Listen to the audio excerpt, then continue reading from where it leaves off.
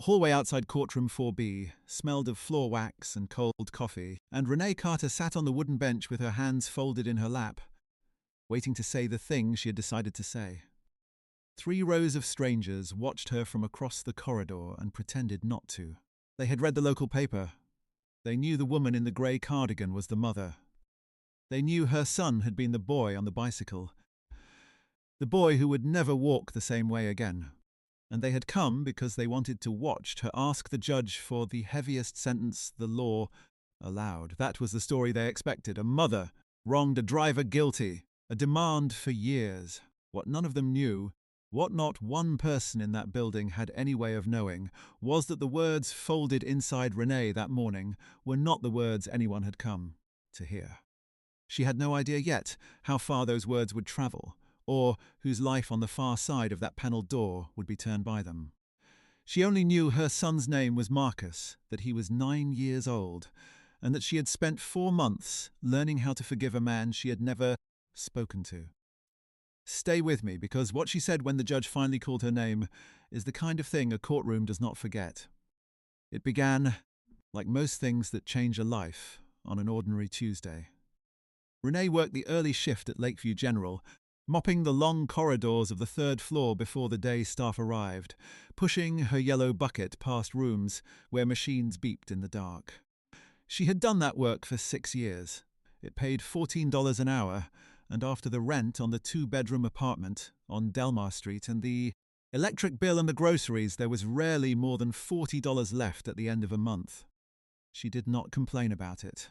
She had a way of moving through a hard day, as though it were simply the day she had been given, and she intended to use it well.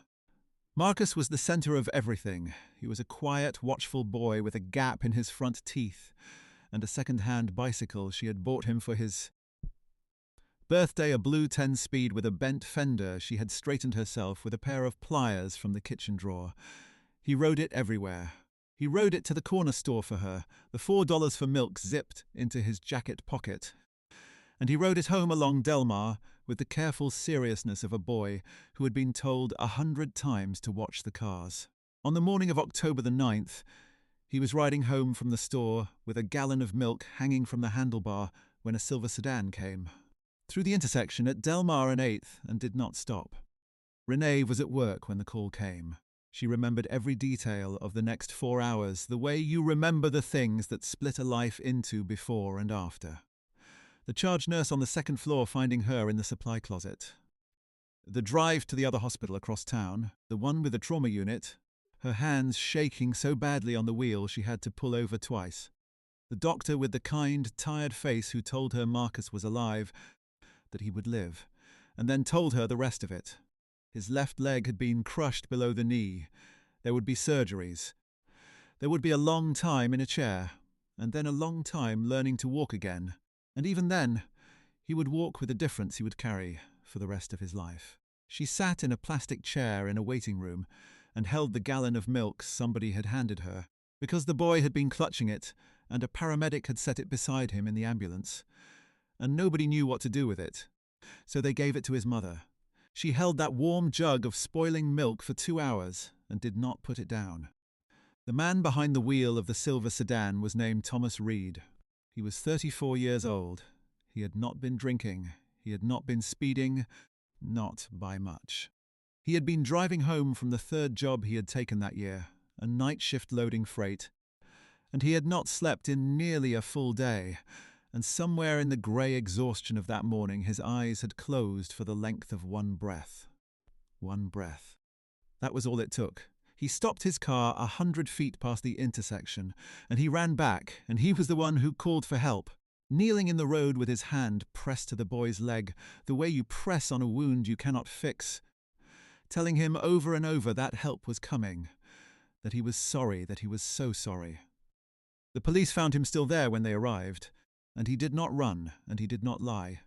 And when they asked him what happened, he told them the truth, that he had fallen asleep, that it was his fault, all of it, and they should write it down.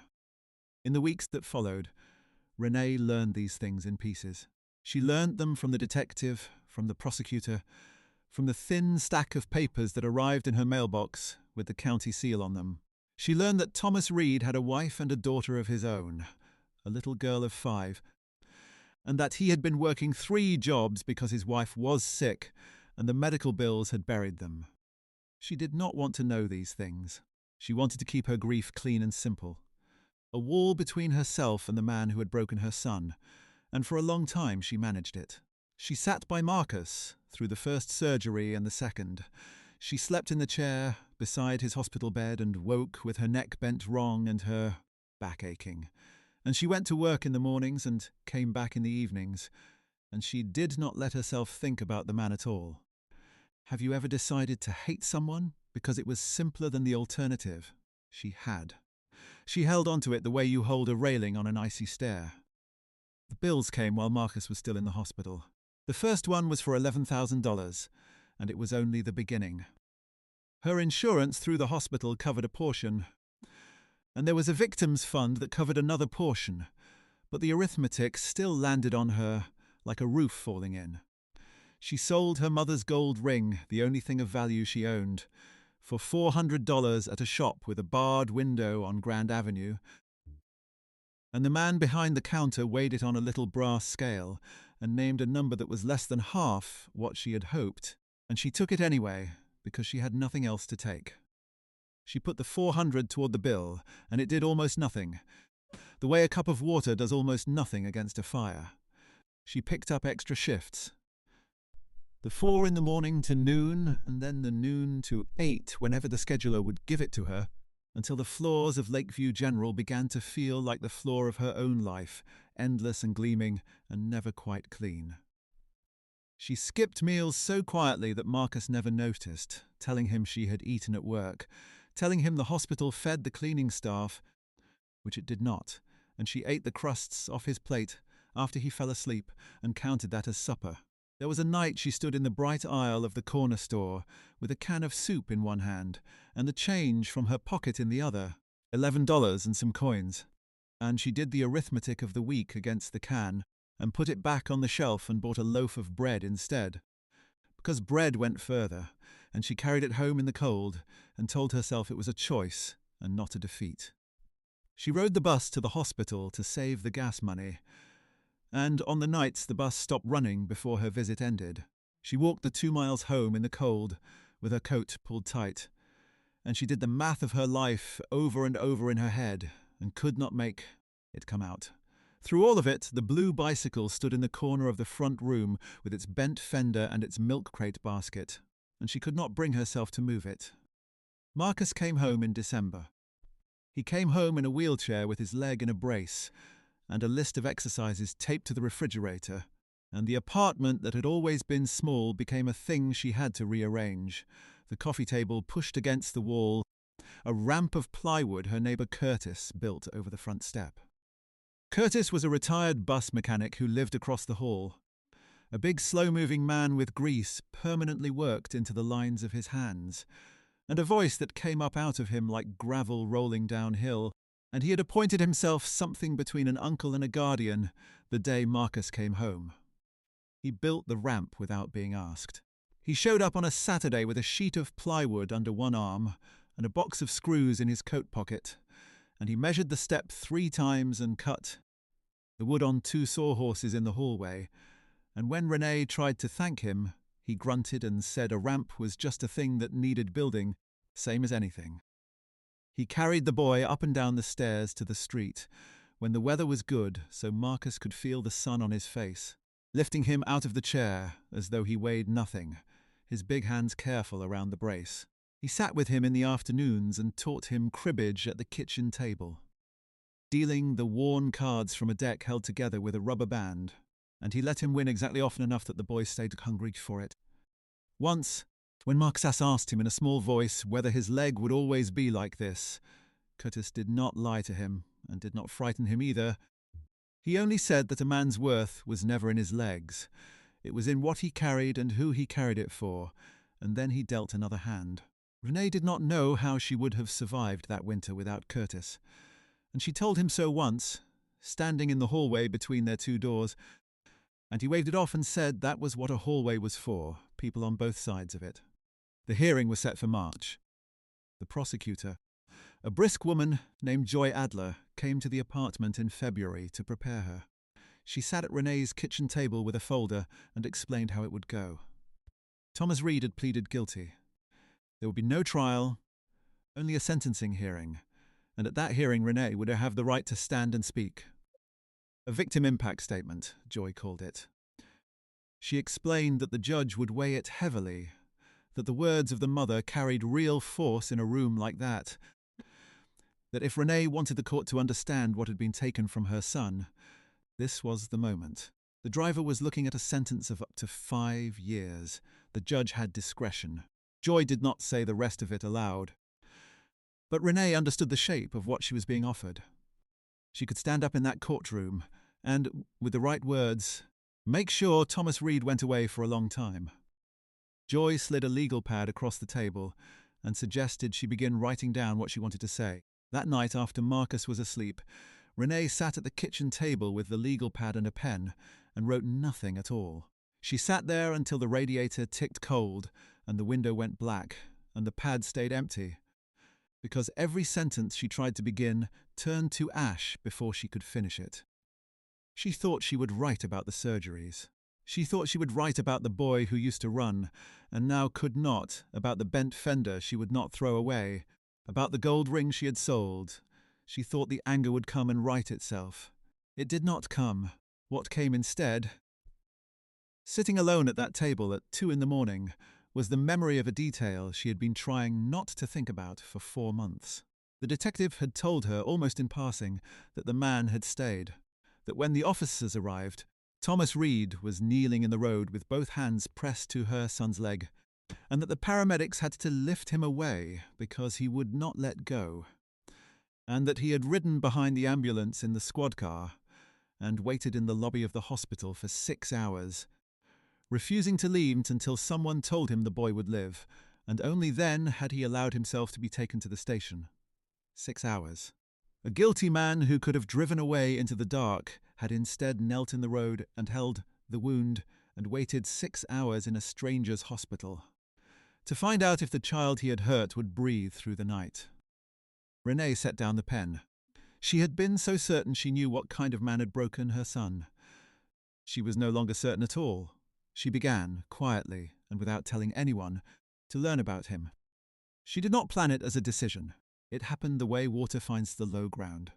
She asked Joy a few questions that had nothing to do with the case, and Joy, surprised, answered them.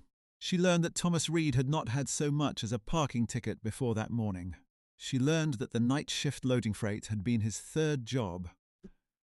Taken after his wife Dana was diagnosed with an illness that kept her from working and stacked the bills higher every month. The same arithmetic of an impossible life Renee knew in her own bones. She learned that he had written a letter to the court asking that any money he might ever earn go first to the boy's medical care, that he had instructed his own lawyer to stop arguing for a lighter sentence, that he had told the man plainly he deserved whatever the judge decided and did not want it softened. And she learned, from a clerk who had no reason to lie to her, that Thomas Reed had a 5-year-old daughter named Lily who asked every night when her daddy was coming home, and that the answer, depending on what happened in Courtroom 4B in March, might be 5 years away. Renee sat with all of it. She thought about the gallon of milk she had held for 2 hours. She thought about Curtis carrying her son up the stairs into the sun. She thought about the kind of world she wanted Marcus to grow up believing in, a world where a man who did a terrible thing and then knelt in the road and held the wound was still, somehow, a man, and not only a monster to be fed to the years. And she thought about her own faith. The small, stubborn thing she carried to the storefront church on Webster Street every Sunday, the thing that told her plainly that mercy was not a reward you handed to people who had earned it, because if it had to be earned, it was not mercy at all. She did not sleep that night. By morning, the legal pad was no longer empty, but what she had written on it was not what Joy Adler expected. And it was not what the 3 rows of strangers in the hallway had come to hear. She told Marcus first. She owed him that, and more than that, she was not certain she had the right to do this thing without his blessing, because it was his leg, his year, his bent fender in the corner. She sat on the edge of his bed one evening with the legal pad in her lap and read it. To him, the whole of it, her voice catching twice, and when she finished she looked at her son and waited. Marcus was quiet for a long moment, the way he had always been quiet, turning a thing over before he spoke. Then he asked her if the man's little girl was sad. Renee said yes. She thought she probably was. Marcus nodded slowly and said he did not want another kid to be sad like he had been sad, missing somebody. He said it simply the way children say the things that grown people spend years trying to reach. Then he asked if he could come to the courtroom too. Renee had not planned on that. She had planned to leave him with Curtis. Then she looked at the steadiness in her son's face and understood that this was as much his as hers, and she told him yes.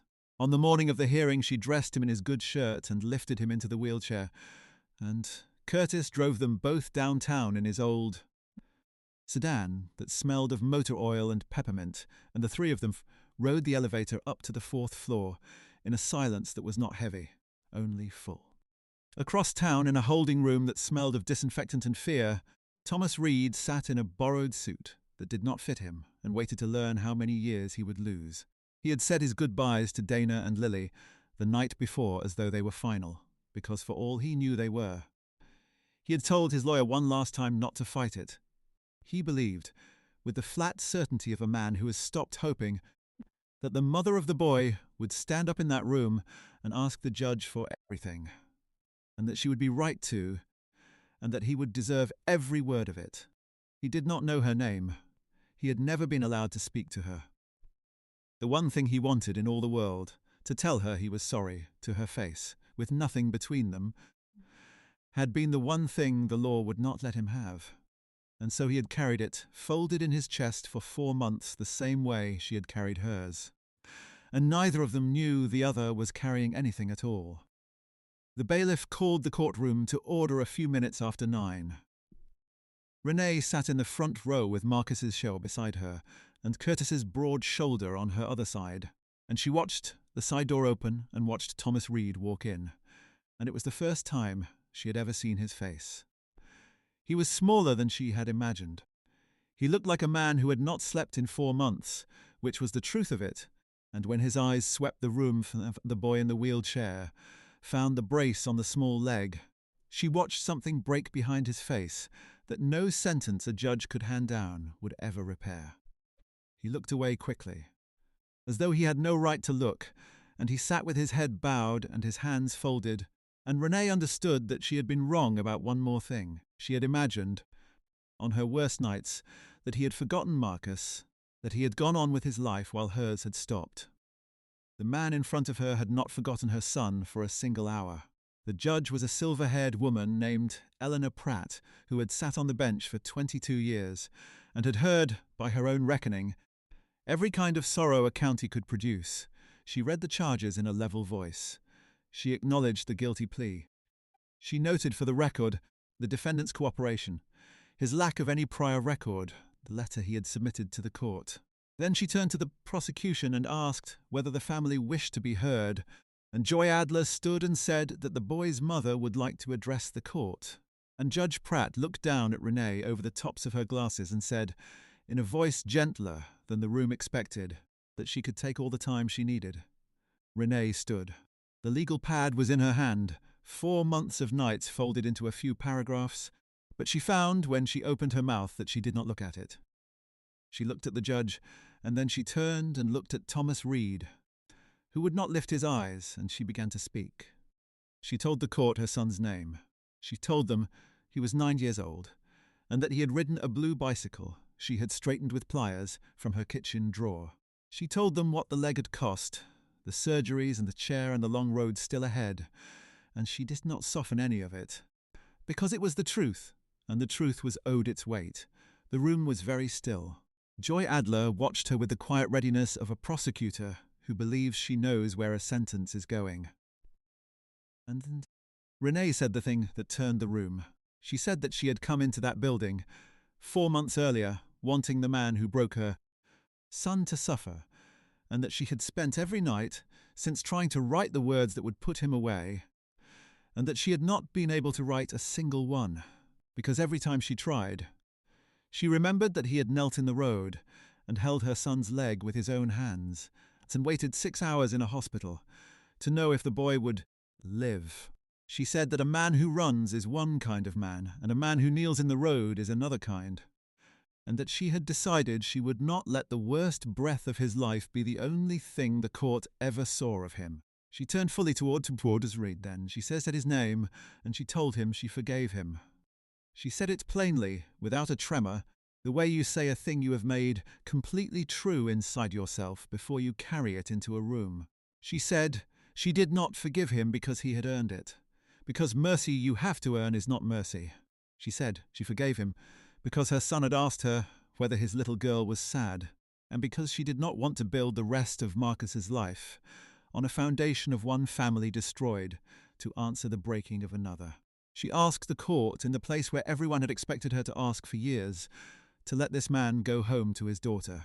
The courtroom did not make a sound. Joy Adler had sat slowly back down without realizing she had done it. Judge Pratt, who had heard every kind of sorrow a county could produce, set down her pen and did not pick it up again for a long moment. And Thomas Reed lowered his face into his hands and wept the way a man weeps when something he has carried alone is when finally, impossibly, set down. Renee was not finished. She had one more thing to say, and it was the thing she had written last, at the very bottom of the page. In the grey hour before dawn, she told the court that her son was sitting in the front row, and that he had asked to come, and that before she sat down she wanted everyone in the room to know that the boy who had lost the use of his leg was the one who had taught her how to do this. Because when she read him what she meant to say, his only question had been whether the other little girl was sad. Then she sat down, and she took Marcus's hand, and the courtroom stayed silent, because there was nothing in the procedure for what had just happened in it. What none of them knew, not Renee, not Joy Adler, not the silver-haired judge, was that the grey-suited man sitting alone in the very last row of the gallery, the man no one had paid any attention to, the man who had slipped in after the doors opened and taken the seat nearest the wall, had not come for Thomas Reed at all. He had come for the case the way he came for a handful of cases each year, quietly, anonymously, watching from the back, and he had not expected to be moved, because he had stopped expecting to be moved by anything that happened in rooms like this one a long time ago. His name was Walter Hale. He was 61 years old, and he had built a freight and logistics company from a single truck into one of the largest privately held carriers in 3 states, and he was worth, on the morning he walked into Courtroom 4B, somewhere north of $200 million. None of that was on his face. He wore an ordinary grey suit and ordinary shoes, and he sat in the back the way he always sat, because 40 years earlier, before the trucks and the money, Walter Hale had fallen asleep at the wheel of a delivery van on a road outside a town he could no longer drive through, and a person had died, and he had carried it every day since. He had built the foundation that he ran quietly out of his own pocket, precisely because of that morning, the foundation that paid the medical costs of children injured in traffic accidents, the foundation whose lawyers had, 4 months earlier, without ceremony, quietly absorbed a portion of a hospital bill belonging to a 9-year-old boy named Marcus Carter, though the boy's mother had never been told the source. Walter had written the file. He had come to watch the sentencing the way he watched a few each year, to make sure the children his foundation helped were not forgotten by the system that processed them. He had expected the mother to ask for blood. He had been, after all, the driver once, and he knew exactly how these rooms treated the driver. And he had made his private peace with the fact that the world had a use for his money and no use at all for his story. And then a woman in a grey cardigan had stood up and forgiven the man who broke her son, and had said out loud, in a county courtroom, the thing Walter Hale had needed someone to say to him for 40 years and had never once heard. He sat in the back row with his hands gripping his knees, and he could not move. Judge Pratt sentenced Thomas Reed that morning to a period of probation, to community service, and to a restitution arrangement structured around the boy's care. And she said from the bench, in a voice that was not entirely steady, that in 22 years she had rarely been asked for mercy by the one person with the most right to refuse it, and that the court had heard the mother, and that the court agreed. Thomas Reed went home to Lily that night. That is not where the story ends, because Walter Hale was waiting in the hallway when Renee wheeled her son out of Courtroom 4B. He did not introduce himself as a wealthy man. He introduced himself as someone who had once been the driver, a long time ago, in another state, on another road, and who had never been forgiven, and who had spent 40 years believing that forgiveness was a thing that happened to other people. He told her, with his voice unsteady, that she had given him something in that room that he had stopped believing existed. Renee, who did not know who he was and would not learn for several more minutes, did the thing she always did. She reached out and took the stranger's hand, and she told him that it was not too late, that it was never too late, and that the road behind a person did not get to be the only road they were allowed to walk. Curtis stood quietly to the side with his big grease-lined hands folded. Marcus looked up at the grey-suited man with his steady, watchful eyes, and Walter Hale, 61 years old and worth more than $200 million, stood in a courthouse hallway and was forgiven by proxy. 40 years late, by a hospital cleaner who made $14 an hour and had just given away the only revenge the law would ever offer her. He asked if he could sit down with her. Not there, not in the hallway. Properly, with coffee, with time. He said there were things his foundation could do, that he wanted to do, and that he was not asking for anything in return, because he understood now, finally, that the things that mattered were not the kind you asked a return for. They sat down together 2 days later, in a quiet diner on the east side, in a red vinyl booth under a honey-coloured light. The kind of place with a chipped sugar dispenser and a coffee pot that never stopped circling the room. Walter Hale ordered black coffee and did not drink it. He turned the cup in its saucer while he spoke and laid it out plainly. The foundation would cover the entirety of Marcus's medical care, every surgery still to come, every hour of physical therapy. The specialist 3 states away whose name Renee had written on a slip of paper and folded into her wallet and taken out 100 times and never once been able to afford to call. There would be a fund for the boy's education, fully provided, college and beyond, if he wanted it. He said the numbers without flourish, the way a man reads a list, and Renee sat with her hands flat on the table and felt the floor of 4 months tilt slowly back to level under her. And there was one more thing which Walter said he hoped she would not refuse, because it was the part that mattered most to him. He wanted to offer her a job, not cleaning. He told her that his foundation needed someone who understood what the families went through from the inside, someone to sit with them in the hospitals and the hallways the way no lawyer ever could, someone who knew what it was to hold a warm jug of milk for 2 hours and not be able to put it down. He said he had spent 20 years looking for that person without knowing it, and that he had found her in the back of a courtroom on a Tuesday in March. The salary he named was more than 4 times what she made at Lakeview General. Renee asked him why her, and he set down the cup at last and looked at her and said that she had not flinched, not once, not in that courtroom and not in the hallway after, and that in his experience, the people who did not flinch were the only ones worth a thing. Renee did not cry until she got back to her car. The diner emptied. The waitress refilled their coffee twice and pretended not to listen and listened to every word. Walter Hale told her about the road outside the town he could no longer drive through, the delivery van. 40 years gone that he had never told to more than 3 people in his life, and Renee listened the way she had listened to her own son, without flinching, and when he was done she told him the same thing she had told him in the hallway, that it was not too late, and this time he believed her. He told her that the man she had forgiven in that courtroom, Thomas Reed, had been offered a job too, that very morning, loading freight for Hazel's cousin at a wage that would let him quit the other 2 jobs and be home at night with Dana and Lily, and that Reed had wept on the phone and asked why, and that Walter had told him the only true answer he had, which was that a woman in a grey cardigan had reminded him what the work was for. The seasons turned the way they do.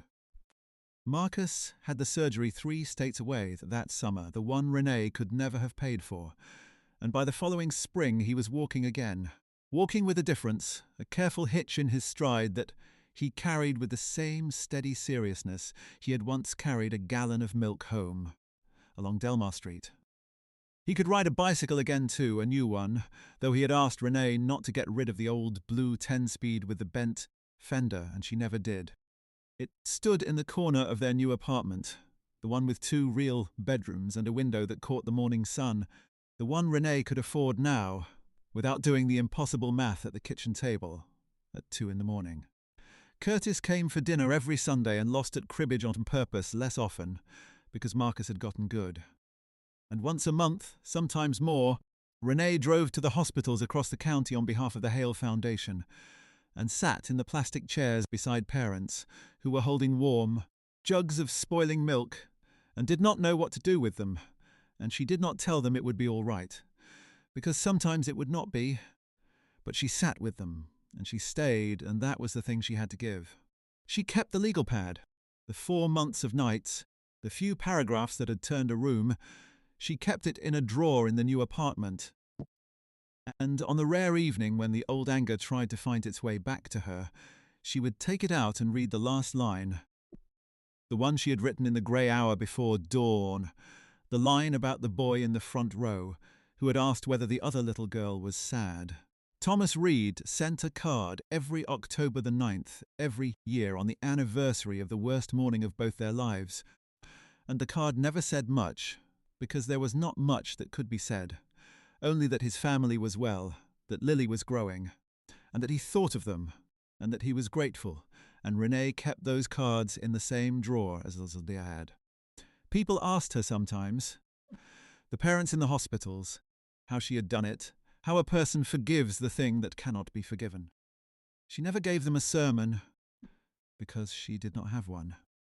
She told them about a 9-year-old boy who looked up from a hospital bed and asked a question, and she told them that forgiveness was not something you felt, it was something you decided, and then did, and then kept on doing every day after, the way you keep a candle lit by tending it.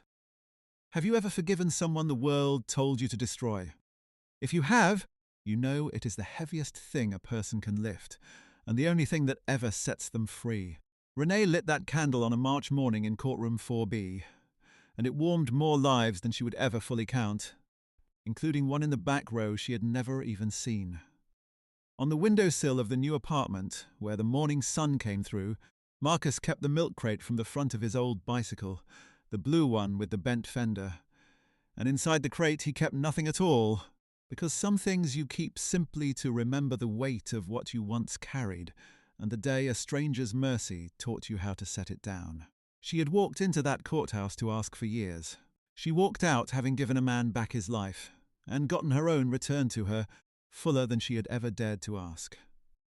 And the bent fender she had straightened with her own 2 hands stayed in the corner of the room, in the light, for the rest of her life.